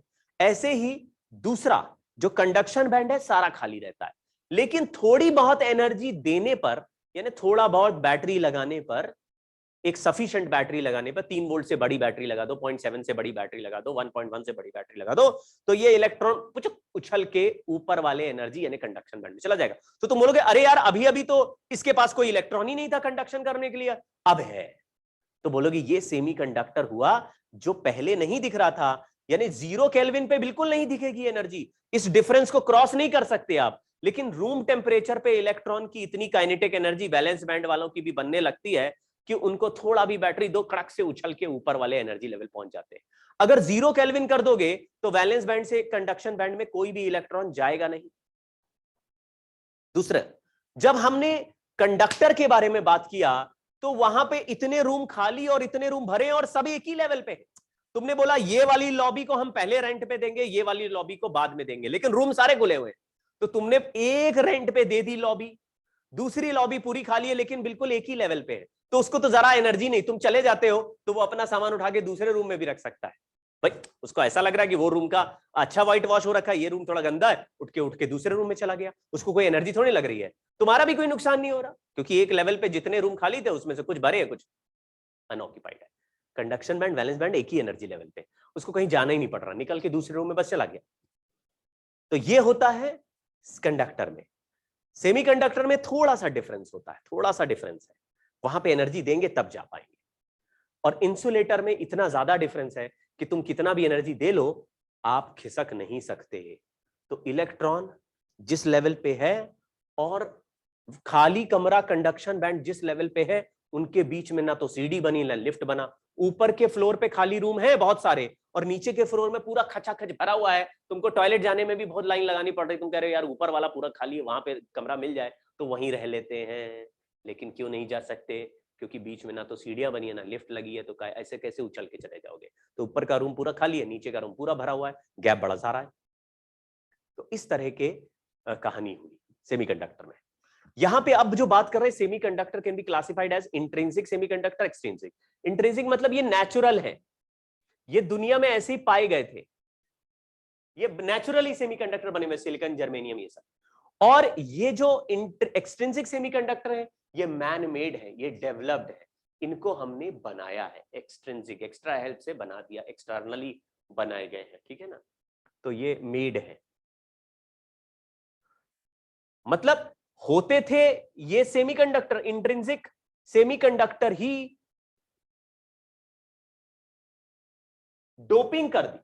इंट्रिंसिक सेमीकंडक्टर ही है, ऐसे नहीं कि नए कुछ बना दी, ना ना ना, इंट्रिंसिक सेमीकंडक्टर ही है, नेचुरली हमको मिलते थे वही है, बट उसकी प्रॉपर्टी एनहांस कर दी, उसमें चार्ज कैरियर्स इंक्रीज कर देंगे, कैसे करके? डोपिंग करके। डोपिंग, डोपिंग आपको थोड़ा आइडिया है कि डोपिंग का मतलब है आपको या तो एक्सटर्नली मिला देना है कोई, तो ट्राईवैलेंट और पेंटावैलेंट अगर मिलाओगे तो एन टाइप और पी टाइप, पेंटावैलेंट इम्प्योरिटी मिलाएं तो हमको एन टाइप सेमीकंडक्टर मिलेगा, ट्राईवैलेंट इम्प्योरिटी मिलाएं तो पी टाइप सेमीकंडक्टर मिलेगा।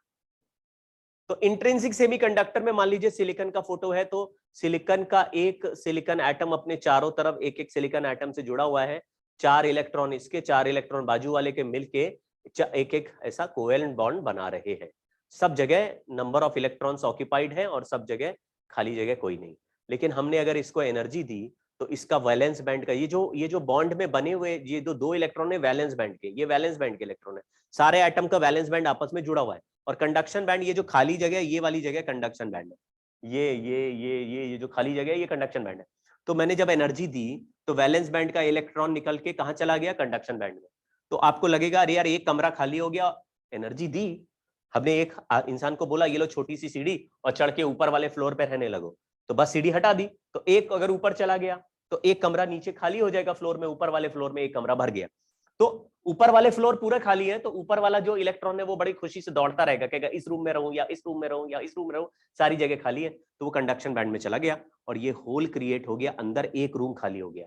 अंदर एक रूम खाली हो गया तो उसके लिए भी हो सकता है लड़ाई हो जाए, कोई कहे इलेक्ट्रॉन यार मेरे रूम से अच्छा ये रूम है, तो मैं ऐसा करता हूं अपना सामान लेके इस रूम में रहने आ जाता हूं। तो वो जैसे ही दूसरे रूम में शिफ्ट होगा तो उसका रूम खाली हो जाएगा। यानी कि अगर एक इलेक्ट्रॉन ऊपर गया तो एक रूम नीचे खाली दिखाई देगा आपको वैलेंस बैंड में। ऐसे में ऊपर जो रखा इलेक्ट्रॉन है वो भी मूव करेगा, नीचे जो होल है वो भी मूव करेगा। ऑब्वियसली इलेक्ट्रॉन के पास खाली जगह ज्यादा है तो वो ज्यादा तेज मूव करेगा, होल को शिफ्ट होने के लिए जगह कम है तो वो स्लो मूव करेगा। लेकिन इलेक्ट्रॉन और होल दोनों ही मूव करते हैं किसी भी सेमीकंडक्टर में। इसको इंट्रिंसिक सेमीकंडक्टर बोलते हैं, pure germanium and pure silicon. Room temperature पे इलेक्ट्रॉन और होल का नंबर सेम होता है। Extrinsic semiconductor, when we add impurity to pure semiconductor to increase the charge carrier, then it becomes extrinsic semiconductor. In the extrinsic semiconductor, without breaking the covalent bond, we can increase the charge carriers. तो हमने क्या कर दिया, ऐसे समझ लो एक silicon था हमारे पास, तो सिलिकॉन के स्ट्रक्चर में मान लीजिए मैंने एक ट्राईवैलेंट इंप्योरिटी मान लो एल्यूमिनियम लगा दी। एल्यूमिनियम में यहाँ पे चारों तरफ कोवेलेंट बॉन्ड बनाना है इसको सिलिकॉन के साथ, लेकिन एल्यूमिनियम में 3 ही इलेक्ट्रॉन्स होते हैं, यानी कि आखिरी ऑर्बिट में जो शेयरेबल वैलेंस बैंड इलेक्ट्रॉन है वो 3 है, और जबकि सिलिकॉन के पास 4 होते हैं, 4 है। तो ये 3 सिलिकॉन के और ये 3 एल्यूमिनियम के हैं, लेकिन यहाँ पे सिलिकॉन ने तो अपना इलेक्ट्रॉन लगा दिया, एल्यूमिनियम यहाँ नहीं लगा पा रहा, तो यहाँ पे एक खाली जगह है, ये एक होल बन गया है। तो यहाँ पे ऐसा लगेगा जैसे कि कंडक्शन बैंड में जो जगह थी, कंडक्शन वैलेंस बैंड में जो जगह थी उसमें लगातार एक एक इलेक्ट्रॉन बैठा हुआ था, एक इलेक्ट्रॉन बैठा होता, लेकिन बीच में एक कमरा खाली हो गया। क्यों? क्योंकि यहाँ पे बीच में एल्यूमिनियम आ गया और एल्यूमिनियम अपना इलेक्ट्रॉन हर कमरे में नहीं बैठा पा रहा, तो एक रूम खाली दिख रहा, बाकी रूम भरे हुए दिख रहे हैं, सारे रूम भरे दिख रहे हैं, फिर से एक रूम खाली दिख रहा है। यानी कि जितने एल्यूमिनियम आ जाएंगे उतने रूम वैलेंस बैंड में खाली हो जाएंगे, और कंडक्शन बैंड तो खाली था ही। तो आप बोले यार इसमें तो वैलेंस बैंड पहले से ही खाली है, अगर इसमें मैं इलेक्ट्रिक फील्ड लगा दूं तो ये इलेक्ट्रॉन वैलेंस बैंड के थ्रू तो मूव कर सकते हैं, क्योंकि ये इलेक्ट्रॉन यहां आ जाए, ये इलेक्ट्रॉन यहां आ जाए, ये इलेक्ट्रॉन यहां आ जाए, तो कमरा इधर से खिसकता हुआ दिखेगा। तो आप कहेंगे ये जो खाली रूम है इसको भी शिफ्ट किया जा सकता है, कंडक्शन बैंड पूरा खाली है फिर भी अंदर से करंट फ्लो कर सकते हैं। अगर यहां सब जगह इलेक्ट्रॉन्स होते, जो कि इंट्रिंसिक सेमीकंडक्टर हर रूम भरा रहता है, तो वहां पे अंदर कंडक्शन बैंड से वैलेंस बैंड से करंट फ्लो नहीं होता जब तक कंडक्शन बैंड में इलेक्ट्रॉन नहीं आते। अगर कंडक्शन बैंड में इलेक्ट्रॉन आएंगे तो वो इलेक्ट्रॉन चलेंगे और वैलेंस बैंड का होल भी चलेगा। लेकिन अभी जो मैं बोल रहा हूं कि वैलेंस बैंड में ऑलरेडी होल क्रिएट हो चुका है, अभी एक भी इलेक्ट्रॉन नहीं है तब भी होल्स बन गए। अगर मान लीजिए 10⁻⁶ एल्यूमिनियम एटम मिला दिए 10⁻23 सिलिकॉन एटम में, तो आप बोलेंगे इतना होल तो फ्री में मिल गया, मतलब एक भी कंडक्शन इलेक्ट्रॉन नहीं बनाए तब भी इतने होल तो हैं, तो करंट तो फिर भी फ्लो करेगा। इसको थोड़ा सा रूम टेम्परेचर से आगे ले जाओगे तो इससे इलेक्ट्रॉन निकल निकल के ऊपर और चले जाएंगे, तो तुम कहोगे यार यहाँ पे 2 इलेक्ट्रॉन ऊपर चले गए लेकिन 10 होल दिख रहे हैं, इलेक्ट्रॉन कम है होल ज्यादा है। तो अगर हमने बोला पी टाइप सेमीकंडक्टर है, पी टाइप सेमीकंडक्टर, तो उसमें होल ज्यादा होंगे, number of holes is much greater than number of conduction electrons. और अगर एन टाइप सेमीकंडक्टर होगा तो उसमें पेंटावैलेंट इंप्योरिटी मिला होगा, यानी कि फास्फोरस जैसा मिला दे। तो फास्फोरस अगर मिलाओगे तो फास्फोरस के पास आखिरी ऑर्बिट में 5 इलेक्ट्रॉन्स होते हैं, तो 4 इलेक्ट्रॉन तो सिलिकॉन के साथ बॉन्डिंग बनाएंगे, 1 इलेक्ट्रॉन एक्स्ट्रा उसके पास नीचे कमरे में कोई जगह नहीं है, तो वो इलेक्ट्रॉन जाके ऊपर बैठ जाएगा। तो आप कहेंगे यार ये तो बेईमानी हो गई, यहाँ पे तो पूरे नीचे के रूम ही खाली है और 5 लोग रहने आ गए, 4 रूम खाली थे 5 लोग रहने आ गए। तो बोलेगा भाई 5 रूम तो है ही नहीं अब, और एक रूम में एक ही बंदा रहेगा, तो ऐसा करो, तुम ऐसा करो, कंडक्शन बैंड पूरा खाली है उसमें जाके रह लो। तो एक इलेक्ट्रॉन पहले से ही पेंटावैलेंट इंप्योरिटी में ऊपर बैठ जाएगा। तो दो तरह के सेमीकंडक्टर है। अगर तुमने एल्यूमिनियम जैसा सब्सटेंस मिलाया सिलिकॉन में, तो एल्यूमिनियम के पास आखिरी लेवल पे वैलेंस बैंड में 3 इलेक्ट्रॉन थे, और सिलिकॉन को चारों तरफ से बॉन्ड बनाने के लिए 4 चाहिए। यानी सिलिकॉन कह रहा 4 रूम है, अपने अपने साथी बैठा दो, लेकिन एल्यूमिनियम कह रहा मेरे पास 3 ही साथी आए तो एक साथी का रूम खाली हो जाएगा। तो वैलेंस बैंड विद होल है, कंडक्शन बैंड तो खाली है ही। और दूसरे में पी टाइप सेमीकंडक्टर में अगर 5 लोग आ गए, 4 कमरे खाली थे, सिलिकॉन बोल रहा है 4 की जगह है, तुम अपने अपने इलेक्ट्रॉन बैठा के बॉन्ड बना सकते हो, लेकिन वो 5 इलेक्ट्रॉन लेके आ गए तो 4 तो भर जाएंगे, एक खाली इलेक्ट्रॉन कंडक्शन बैंड में चला जाएगा। तो conduction band without the valence band hole, conduction band में इलेक्ट्रॉन्स आ जाएंगे। तो तुम कहोगे एक में नंबर ऑफ इलेक्ट्रॉन्स होल से ज्यादा है, एक में नंबर ऑफ होल्स इलेक्ट्रॉन से ज्यादा है। तो एन टाइप सेमीकंडक्टर में number of electrons is greater than number of holes.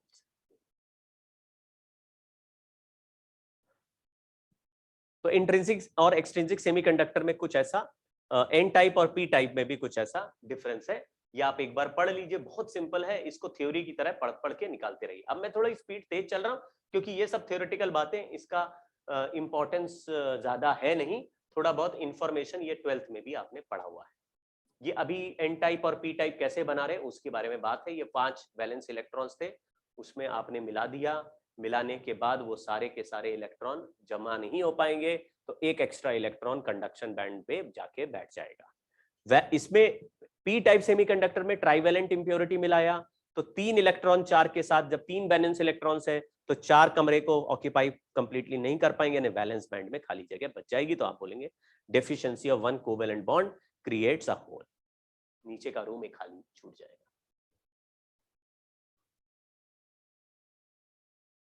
बाकी ये लिखा है कि भाई जो पहले हम एनर्जी देके वैलेंस से कंडक्शन बैंड में इलेक्ट्रॉन्स को भेजते थे वो अब नहीं होगा क्या? वो तो हो गई। तो इंट्रिंसिक सेमीकंडक्टर में जितना भी करंट फ्लो कर सकता था, इसमें ज्यादा करंट फ्लो कर सकता है। क्यों? क्योंकि इसमें तो फ्री में ही होल और इलेक्ट्रॉन्स हमको मिल गए हैं। तो होल मेजॉरिटी कैरियर हो सकता है, नहीं तो इलेक्ट्रॉन मेजॉरिटी कैरियर हो सकते हैं। तो अगर मैंने बोला एक इसमें यहां पे एक रिलेशन है, क्या है कि फॉर जैसे अगर हम एक्सट्रिंसिक सेमीकंडक्टर को इंट्रिंसिक सेमीकंडक्टर से कंपेयर करें जिससे बना है, तो extrinsic semiconductor number of holes into number of electrons equal to number of intrinsic semiconductor charge carrier का स्क्वायर। ये आप याद कर लीजिए। फिर से सुनो, मैंने कहा एक इंट्रिंसिक सेमीकंडक्टर था, तो तुम बोलोगे इंट्रिंसिक है तो नंबर ऑफ होल इलेक्ट्रॉन बराबर होंगे, ठीक बात है। तो इसलिए उसके नंबर ऑफ होल और इलेक्ट्रॉन को बराबर रख के दोनों को सेम रख दिया। फिर मैंने कहा इंट्रिंसिक को एक्सट्रिंसिक कैसे बनाएंगे? तो आप कहोगे यार उसमें या तो पी टाइप मिलाओगे या एन टाइप मिलाओगे, यानी कि या तो पेंटावैलेंट मिलाओगे या ट्राइवैलेंट मिलाओगे। तो तुमने मिला दिया, तो तुमने देखा कि अचानक नंबर ऑफ होल्स बढ़ गए तो नंबर ऑफ इलेक्ट्रॉन्स कम हो जाएगी, नंबर ऑफ होल्स बढ़ गए तो नंबर ऑफ इलेक्ट्रॉन्स कम हो जाएगी। तुमने अगर पी टाइप एन टाइप बनाने के लिए पेंटावैलेंट इंप्योरिटी मिलाए तो नंबर ऑफ इलेक्ट्रॉन्स बढ़ जाएंगे, नंबर ऑफ होल्स कम हो जाएंगे। लेकिन नए नंबर ऑफ होल्स और नए नंबर ऑफ इलेक्ट्रॉन्स का प्रोडक्ट पुराने इंट्रिंसिक वाले चार्ज कैरियर के नंबर का स्क्वायर हो जाएगा। तो ये एक फॉर्मूला है जो कि हाइपोथेटिकल फॉर्मूला है, लेकिन ये फॉर्मूले से सवाल कभी कभी पूछा जा सकता है। मैं सवाल आपको बोलता हूं, ऐसे सवाल दे दिया कि एक इंट्रिंसिक सेमीकंडक्टर का चार्ज कैरियर डेंसिटी, ये number of electrons per unit volume है, number of holes per unit volume है, दोनों में से कोई एक ही दिएगा क्योंकि इंट्रिंसिक में दोनों सेम होते हैं।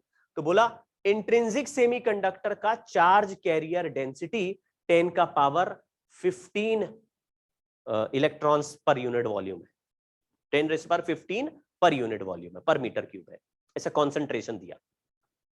फिर बोला जब इसको मैंने डोपिंग करा तो इसमें जैसे पी टाइप की डोपिंग करा तो इसके number of holes 10 raised power 15 से बढ़ के 10 रेज़्ड पावर 18 हो गए। तो अब इसमें नंबर ऑफ इलेक्ट्रॉन डेंसिटी कितनी है? खेल समझ गए आप कि अगर मैंने बोला था कि इंट्रिंसिक वाले की density 10 raised power 15 holes per unit volume है, और जब आफ्टर डोपिंग करा, आफ्टर डोपिंग मान लो इसको पी टाइप बनाना है, तो नंबर ऑफ होल्स बढ़ के 10⁻18 कर दिए। मैंने ऐसा पी टाइप डाला, हर पी टाइप के साथ अपना अपना होल आता है फ्री में, तो उससे नंबर ऑफ होल्स बढ़ गए। तो बताओ number of electrons after doping कितना होगा? तो इलेक्ट्रॉन की डोपिंग कितनी है? तो आपने बोला इलेक्ट्रॉन का concentration into 10⁻18 is equal to 10⁻15 का स्क्वायर। 30 में से 18 माइनस करोगे तो नंबर ऑफ इलेक्ट्रॉन्स 10⁻12 हो जाएगा। मतलब वो जिस रेशियो में बढ़ेगा उसी रेशियो में इलेक्ट्रॉन का नंबर। ये एक हाइपोथेटिकल कॉन्सेप्ट है, इसका कोई साइंटिफिक लॉजिक नहीं है, लेकिन ये ऐसा देखा गया, इसका रूल बना दिया। ठीक है, अब हम लोग आज की सबसे इंपॉर्टेंट बात पढ़ने वाले, वो है पीएन जंक्शन डायोड। इसको भी ज्यादा मतलब ऐसे नहीं कि पगला नहीं जाना, आपको थोड़ा नॉर्मल लेवल पे ही इसको देखना है। क्या किया मैंने? जो पी टाइप सेमीकंडक्टर था वो लिया, और एक एन टाइप सेमीकंडक्टर था वो लिया, और दोनों को आपस में सैंडविच कर दी, मिला दिया, चिपका दिया। सर ये चिपकाएंगे कैसे? ये क्या उसकी तरह मिलते हैं क्या? ब्रेड की तरह मिलते हैं क्या कि 2 ब्रेड ऐसे लगा दिया? ना ना ना, ब्रेड की तरह मिलते नहीं है। ये हमने ऐसा किया, इतना बड़ा सेमीकंडक्टर लिया, मान लो बेस सिलिकॉन वाला इंट्रिंसिक, और इधर एल्यूमिनियम की डोपिंग करा दी, एल्यूमिनियम को डिफ्यूज कर दिया यहां पे, और यहां पे मैंने डोपिंग करा दी फास्फोरस की। कैसे करा दी? मतलब ऐसे सिलिकॉन को रख के एल्यूमिनियम का वेपर हमने इसके अंदर भेजते जा रहे हैं एल्यूमिनियम के कांटेक्ट में, आधा इधर रख दिया, आधा इधर रख दिया, इधर एल्यूमिनियम का वेपर फ्यूज करते जा रहे हैं और इधर इसमें फास्फोरस का। तो एल्यूमिनियम और फास्फोरस ऐसे फ्यूज होके अंदर अंदर घुसते जाएंगे और इसके स्ट्रक्चर में अंदर जाके फिट हो जाएंगे। इधर भी फिट हो गए। तो यहाँ पे जहां पर एक बाउंड्री के इस तरफ केवल पी टाइप और इस तरफ एन टाइप फ्यूज करते जाओगे तो आपको एक जंक्शन डायोड मिलेगा, उसको पीएन जंक्शन डायोड कहते हैं। एक side P type semiconductor fuse करा, एक साइड एन टाइप सेमीकंडक्टर बनाया गया है। तो एक ही बेस मटेरियल में दोनों है। ठीक है, लेकिन क्या होता है कि ये तो हमारा पिक्चर हो गया, we create PN junction by together two piece of semiconductor, one doped with N type and other with P type. तो एक बेस पे ही दोनों होते हैं। पीएन जंक्शन में ऐसे ही है कि जो जैसे हमने एन टाइप इधर लिख दिया, पी टाइप इधर लिख दिया, उससे टेंशन नहीं है। जो एन टाइप सेमीकंडक्टर वाला हिस्सा है उसमें वैलेंस बैंड पूरा भरा रहेगा। आपको याद होगा एन टाइप सेमीकंडक्टर किसको कहते हैं? जिसमें पेंटावैलेंट इंप्योरिटी होती है, और पेंटावैलेंट इंप्योरिटी में वैलेंस बैंड तो पूरा ही भर जाता है, फिर भी एक इलेक्ट्रॉन एक्स्ट्रा होता है, वो कंडक्शन बैंड में बैठ जाता है। तो आपको वैलेंस बैंड पूरा भरा हुआ दिखेगा और कंडक्शन बैंड में भी कुछ इलेक्ट्रॉन घिसटते हुए दिख रहे होंगे। आप कहेंगे अरे यार ये इलेक्ट्रॉन एक्स्ट्रा कहां से आ गया? इसको तो कंडक्शन बैंड बोलते थे, इसमें तो कोई इलेक्ट्रॉन नहीं होता था। लेकिन वैलेंस बैंड से ही एक इलेक्ट्रॉन, एक्स्ट्रा इलेक्ट्रॉन वाले एटम्स इसमें फंसे, जिनके एक्स्ट्रा इलेक्ट्रॉन ऊपर चले गए। अभी यहाँ पे कोई भी वैकेंसी क्रिएट नहीं हुई, अभी हम इसको एनर्जी नहीं दे रहे, वैलेंस बैंड पूरा भरा है, कंडक्शन बैंड में एक एक्स्ट्रा इलेक्ट्रॉन है। इसमें देखा तो वैलेंस बैंड पूरा खाली है, sorry valence band, conduction band पूरा खाली है, और वैलेंस बैंड में भी बीच बीच में कमरे खाली है। तो there are some vacant space in valence band, in P type semiconductor, N type में कंप्लीटली फिल्ड है। तो आप देखोगे यहाँ पे कंडक्शन बैंड में ऑलरेडी इलेक्ट्रॉन है और यहाँ पे वैलेंस बैंड में ऑलरेडी खाली कमरे हैं। जब ऐसे दो चीजों को आपस में मिलाएंगे तो ये जो वैलेंस बैंड का इलेक्ट्रॉन है जो एन टाइप में है वो भी न्यूट्रल है, ये भी न्यूट्रल है। आप ये नहीं सोचना सर यहाँ एक्स्ट्रा इलेक्ट्रॉन हो गए तो ये नेगेटिवली चार्ज हो गया, ना ना, ये न्यूट्रल बॉडी है।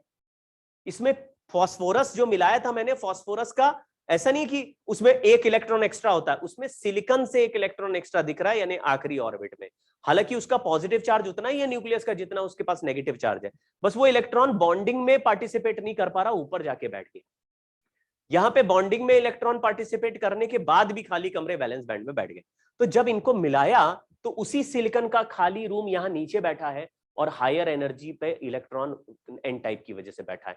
तो ये ऊपर हाई एनर्जी लेवल का इलेक्ट्रॉन लो एनर्जी रूम में खाली रूम देखेगा, लो एनर्जी लेवल पे खाली रूम देखेगा, वो कहेगा यार मैं वहां बैठा हूं 3rd फ्लोर पे और फर्स्ट फ्लोर पे कमरा, 2nd फ्लोर पे कमरा खाली है, तो क्यों ना मैं इधर से इधर जंप कर जाऊं। तो इनमें से कुछ इलेक्ट्रॉन इधर से इधर जंप करके हायर एनर्जी लेवल से, सर ये ऐसे क्यों जंप करेंगे सर, इसमें कोई अट्रैक्शन थोड़ी ना है, ये भी न्यूट्रल है, ये भी न्यूट्रल, अट्रैक्शन क्यों है? ये तो हमने पहले ही सीख लिया था कि कोई इलेक्ट्रॉन को हायर एनर्जी स्टेट पे छोड़ दो और लोअर एनर्जी स्टेट पे जगह खाली हो जाए तो वो उस मौके को छोड़ना नहीं चाहता, वो कड़ाक से जंप करने की कोशिश करता है। तो यहां पे यही गजब बात हो गई कि मुझे इलेक्ट्रॉन को धक्का देने की जरूरत नहीं है, इनमें कॉन्सेंट्रेशन डिफरेंस की वजह से नीचे नीचे वाले रूम खाली है और ऊपर में इलेक्ट्रॉन यहां बैठे, तो यहां से एक दो इलेक्ट्रॉन कहेंगे इन रूम्स को भरने के लिए चलो, बिकॉज ऑफ एनर्जी डिफरेंस। जैसे ही भरने के लिए चलेंगे तो आपको ऐसा लगेगा कि देखो थोड़ी जगह ऐसी होगी जिसमें कंडक्शन बैंड के इलेक्ट्रॉन गायब हो गए, वैलेंस बैंड पूरा भरा है, कंडक्शन बैंड पूरा खाली है। हाँ सर, इसमें वैलेंस बैंड पूरा भरा है, नहीं सर यहाँ पे तो खाली कमरे थे, अबे उसने आके भर दिए ना। तो some part of valence band is now completely filled and some part of conduction band is completely empty. तो आप बोलेंगे अरे हाँ, इस जगह पे तो ऐसा लग रहा है कि ना तो पी टाइप जैसा दिख रहा है, ना एन टाइप जैसा दिख रहा है, एन टाइप नहीं दिख रहा, पी टाइप नहीं दिख रहा। हालांकि कुछ इलेक्ट्रॉन एन टाइप के पी टाइप में घुस के उसको गायब कर चुके, यानी कंप्लीटली फिल्ड हो गया। मतलब जैसे पी टाइप में कुछ खाली जगह थी, बॉन्ड पूरे बन नहीं पा रहे थे, और एन टाइप में कुछ एक्स्ट्रा इलेक्ट्रॉन थे जो इंटर एटॉमिक स्पेस में घूम रहे, बॉन्ड सारे बन गए, फिर भी वो आवारा की तरह इधर उधर घूम रहे हो, उनके पास कोई काम ही नहीं, बोल रहे यार हमको बुलाया था बॉन्ड बनाने के लिए, अब हमको सड़क पे छोड़ दिया, अब सड़क पे घूम रहे हैं। तो सड़क पे घूमते घूमते वो देखेंगे अरे बगल वाले एटम को खाली जगह है, मतलब उसको इलेक्ट्रॉन चाहिए और हम खाली वैसे ही घूम रहे हैं, तो वो ऐसे खिसक के उसके बॉन्ड में बैठ जाएगा, कहेगा आहा कमरा मिल गया, अब आराम से सोते हैं। लेकिन ऐसा करते ही जब एक्स्ट्रा इलेक्ट्रॉन इसके पास आया तो ये वाली जगह नेगेटिवली चार्ज होने लगेगी और ये वाली जगह पॉजिटिवली चार्ज होने लगेगी। तो नाम क्या उल्टा पिक्चर आपको दिखेगा कि एन टाइप के साइड में कुछ जगह positive terminal, positive charged object की तरह, और पी टाइप में नेगेटिव चार्ज ऑब्जेक्ट, उल्टा लिख रहे हैं। एन टाइप हो गया ये इलेक्ट्रॉन लूज करके पॉजिटिव, और ये है पी टाइप, ये इलेक्ट्रॉन रिसीव करके हो गया ये वाला एटम नेगेटिव। एल्यूमिनियम में एक वैलेंस बैंड की जगह खाली थी, लेकिन इलेक्ट्रॉन उसको थोड़ी ना चाहिए, उसके इलेक्ट्रॉन तो उसके प्रोटॉन से मैच ही करते हैं, लेकिन वो एनर्जी हाई एनर्जी से लो एनर्जी ऑक्यूपाई करने के लिए उधर से एक इलेक्ट्रॉन एक्स्ट्रा आ गया तो वो उसको ऑक्यूपाई कर लिया तो एक्स्ट्रा इलेक्ट्रॉन आया तो एल्यूमिनियम नेगेटिवली चार्ज दिखने लगेगा। तो आप कहेंगे यार यहाँ पे जो एटम बैठे हुए थे वो नेगेटिवली चार्ज हो गए, यहाँ पे जो एटम बैठे वो पॉजिटिवली चार्ज हो गए, तो यहाँ पे एक पॉजिटिव से नेगेटिव के बीच में इलेक्ट्रिक फील्ड जनरेट हो जाएगा। सर ये इलेक्ट्रिक फील्ड बहुत बड़ा फफूंद है, ये ज्यादातर चैप्टर में ये इलेक्ट्रिक फील्ड जनरेट होते ही करंट इलेक्ट्रिसिटी का कॉन्सेप्ट बना देता है। तो देख रहे हैं कितनी चालाकी से किसी ने ये सोचा कि यार ये एन टाइप में ना ज्यादा इलेक्ट्रॉन है, ये पी टाइप में अगर इनको आपस में चिपका दूं तो क्या डिफ्यूजन हो पाएगा। इसी को डिफ्यूजन कहते हैं। कॉन्सेंट्रेशन डिफरेंस है, यहां इलेक्ट्रॉन की कमी है, यहां इलेक्ट्रॉन की अधिकता है, कॉन्सेंट्रेशन डिफरेंस है। तो एक ऐसा है कि बड़े बड़े पत्थर रखे थे और एक जमीन है जिसमें छोटे छोटे गड्ढे थे, तो आपने ऐसी दोनों चीजों को ऐसे लाके रखा तो कुछ पत्थर अपने आप सड़क के गड्ढों में घुस जाएंगे और उनको कंप्लीटली भर देंगे। तो आप कहेंगे यार ये तो भर गया, इतनी जगह पे कुछ भी ना तो इलेक्ट्रॉन है ना गड्ढे है, मतलब ना एक्स्ट्रा इलेक्ट्रॉन है ना एक्स्ट्रा होल्स है, कंप्लीटली ऑक्यूपाइड हो गया।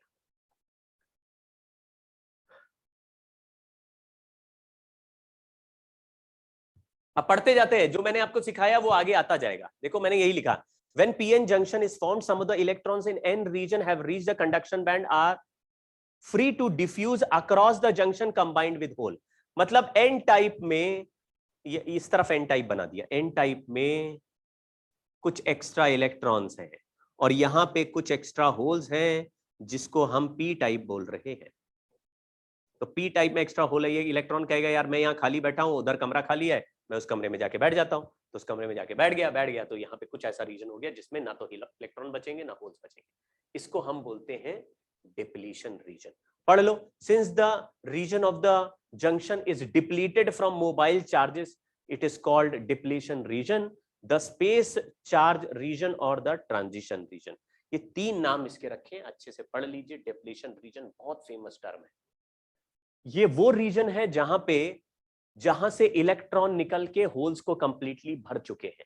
तो हमने बोला ये पी एन जंक्शन, मान लीजिए ये पी टाइप है ये एन टाइप है, तो बीच की ऐसी जगह हो गई जिसमें अब कोई इलेक्ट्रॉन और होल खाली नहीं है। हालांकि यहां पे अभी भी होल्स हैं, यहां पे अभी भी होल्स हैं और यहां पे अभी भी इलेक्ट्रॉन्स हैं।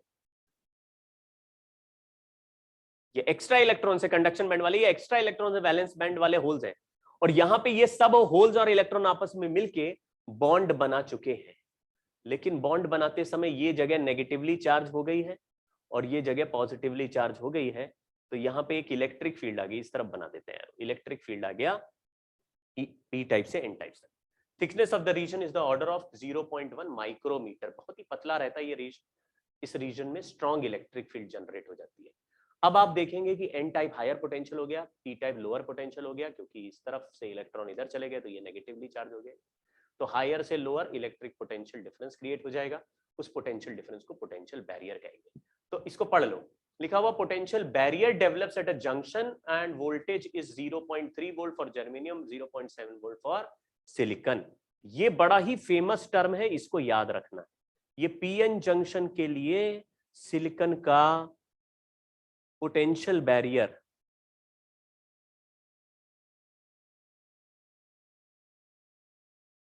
Is 0.7 volt. Please remember this result, ये रिजल्ट पर बेस्ड सवाल डायरेक्टली पूछे गए हैं।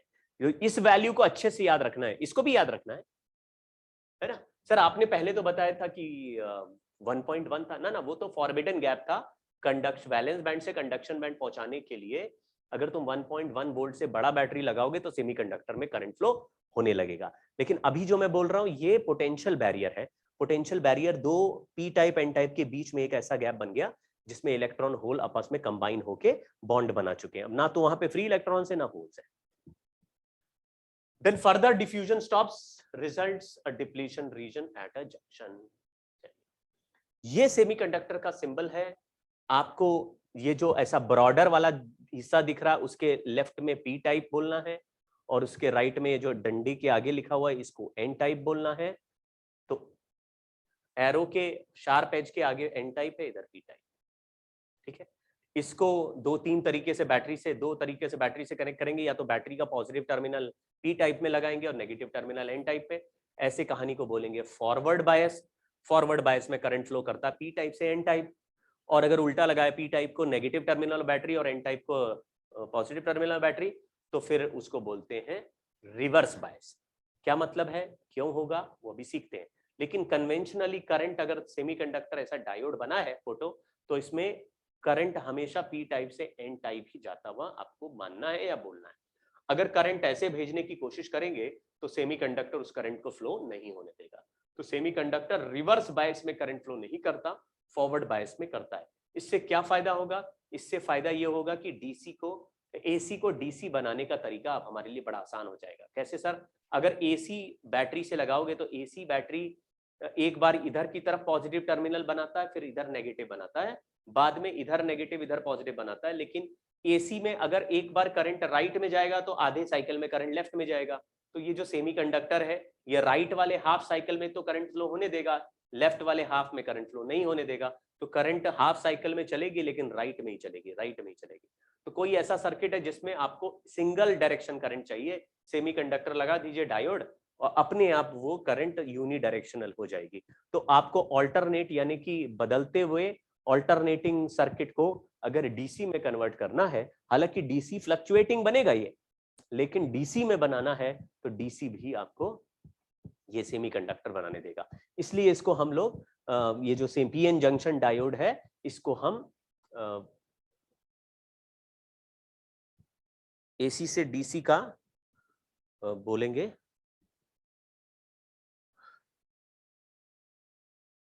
PN junction diode forward biasing. तो एक दो पॉइंट और समझ लेते हैं क्योंकि समय काफी हो गया है। तो चलिए इतना ही करते हैं, फिर हम लोग जंक्शन डायोड की आगे की बातें नेक्स्ट करेंगे, या फिर शाम तक एक हाफ एन आवर का वीडियो और बना के भेजूंगा। अभी और ज्यादा खींचूंगा तो फिर काफी टाइम हो जाएगा और आपको वीडियो मिलने में दिक्कत हो जाएगी। चलिए फिर मिलेंगे, लेकिन आप इसको एक बार एनसीईआरटी से जरूर पढ़िएगा, आपको बिल्कुल क्लियर कहानी समझ में आ जाएगी। नमस्कार।